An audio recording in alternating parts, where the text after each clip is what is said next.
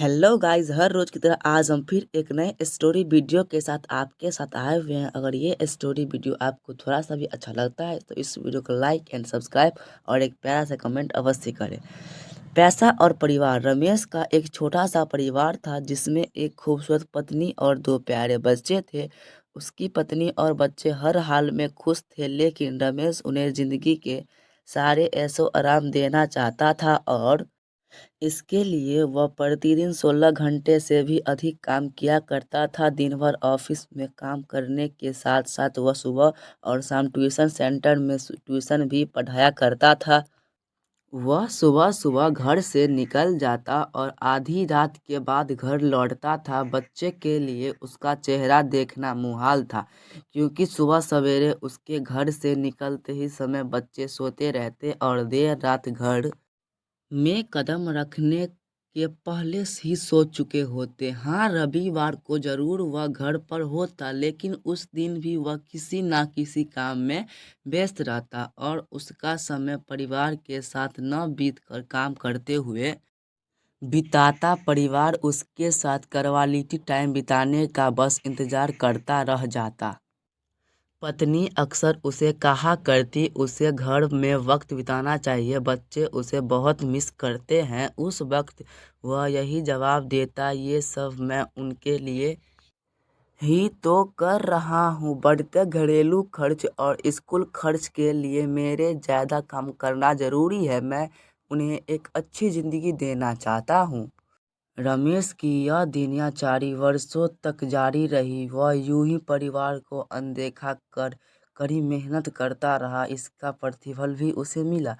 उसे पदोन्नति प्राप्त हुई, आकर्षण वेतन मिलने लगा। परिवार अब बड़े घर में रहने लगा। खाने पीने और अन्य सुविधाओं की उन्हें कोई कमी न रह गई। लेकिन रमेश का यूं ही काम करना जारी रहा।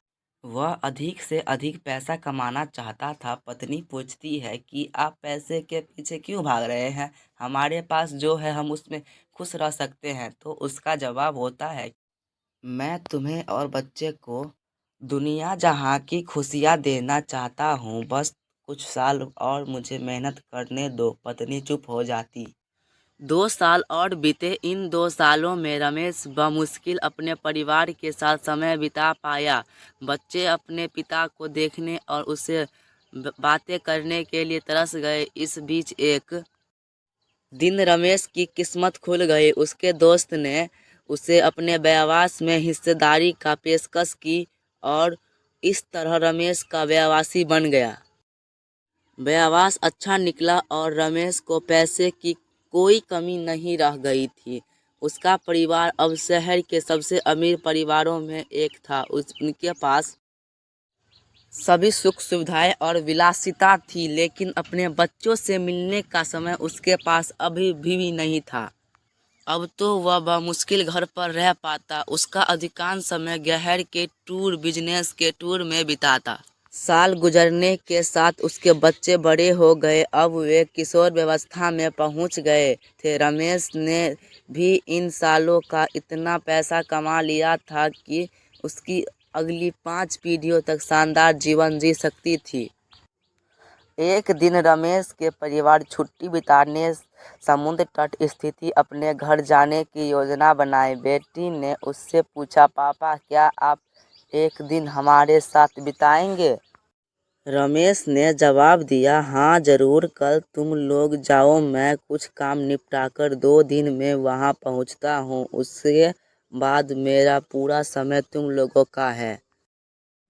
पूरा परिवार बहुत खुश हो गया। वे समुद्र तट स्थित अपने घर पर चले गए। 2 दिन बाद रमेश वहाँ पहुँचा, लेकिन उस दिन उसके साथ समय बिताने के लिए कोई नहीं था।